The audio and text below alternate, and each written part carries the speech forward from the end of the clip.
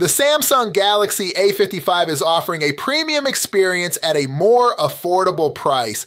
It's arguably the most high-end mid-range phone from Samsung so far. The A55's design is heavily influenced by Samsung's flagship phones. The company has completely ditched plastic in favor of an aluminum frame and Gorilla Glass Victus Plus on both the front and back. The metal frame is flat with no curves on the edges of the display or back panel. It's comfortable to hold and use, whether with one hand or two. It's also water and dust resistant, and there's not much to complain about. Well, except for the bezels around the display, which are as big as they were on the Galaxy A54 and make the phone look bigger than it needs to be. The A55 decided to go big with a 6.6-inch display. It's got a Super AMOLED panel that's bright, crisp, and great for all your video needs. The screen provides a great viewing experience with colors that look mostly natural in wide viewing angles. The display is bright enough for both indoor and outdoor use, and it's good for watching both SDR and HDR content. The auto brightness could use some tweaking though. Indoors, it tends to play it safe and keep things dimmer than you might like. The Galaxy A55 has a triple camera setup with a 50 megapixel main rear camera, a 12 megapixel ultra wide camera, a 5 megapixel macro camera, and a 32 megapixel front camera. Overall, the main camera works well. Photos taken during the day have good detail and dynamic range, and night shots are cleaner because of the strong noise reduction. The A55 doesn't always turn on night mode automatically when it should, so it's best to switch to night mode manually in those cases. The ultra-wide camera is great in daylight, but not that good in low light or at night. The macro camera is limited by its low resolution and lack of stabilization, making it hard to take steady photos without something to rest your elbows on. It's a shame that Samsung still isn't including zoom cameras in its mid-range phones. You can record 4K videos at 30 FPS. The video quality is decent in daylight. The selfie camera hasn't changed in 4 years, but it still gets the job done, especially in good lighting. When it comes to performance, the Galaxy A55 stands out from its predecessors. It's equipped with the Exynos 1480 chipset, boasting impressive specifications, including a GPU with AMD's RDNA graphics architecture.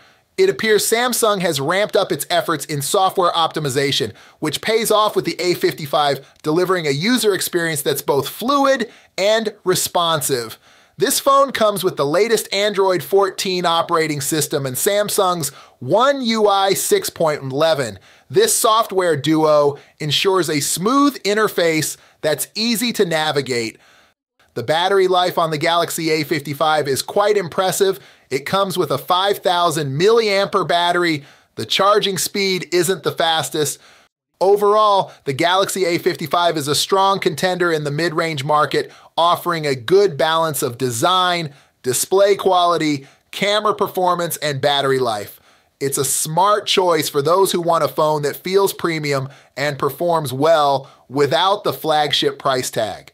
The iPhone 15 is pretty similar to the iPhone 14, but it has some neat stuff. For example, it has the dynamic island, which is this little area on the screen that shows some apps and has the front cameras. It's way cooler than the old notch. Another thing that changed is the glass on the back of the phone. Apple made it so that the color is part of the glass, not just on it. That means it won't get old or dirty as fast. The iPhone 15 also has a USB-C port now. That's awesome because it means one can use one charger for their phone and their laptop. One thing I really like is the new satellite feature. You can call for help from anywhere, even if you don't have cell service. That's super useful if you're in trouble or you're somewhere remote. It has an amazing 6.1-inch screen that makes everything look great. It's not the highest resolution or the fastest refresh rate, but Apple knows how to make colors and brightness look just right. It has a super high contrast ratio that makes blacks really black and a very bright peak brightness that makes whites really white. HDR is cool, but it's even cooler on the iPhone 15 because it has a screen that can show HDR content like no other. If you're a fan of photography, you'll love the iPhone 15. It has two cameras on the back, one with 48 megapixel and one with 12 megapixel, that can take amazing photos in any situation. The camera quality is superb, and you'll be amazed by the clarity and vibrancy of your shots.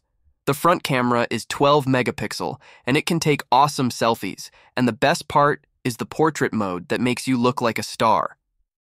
The A16 Bionic chip in the iPhone 15 is awesome. It has 6 cores in the CPU and 5 cores in the GPU, so it can handle any app or game you throw at it. The battery life is also amazing. It lasts for a long time even with heavy gaming. The iPhone 15 charges pretty fast with a 20-watt power adapter. It takes about half an hour to fill it up. It also works with MagSafe wireless chargers. It still uses USB-C though, so there's no speed boost from that.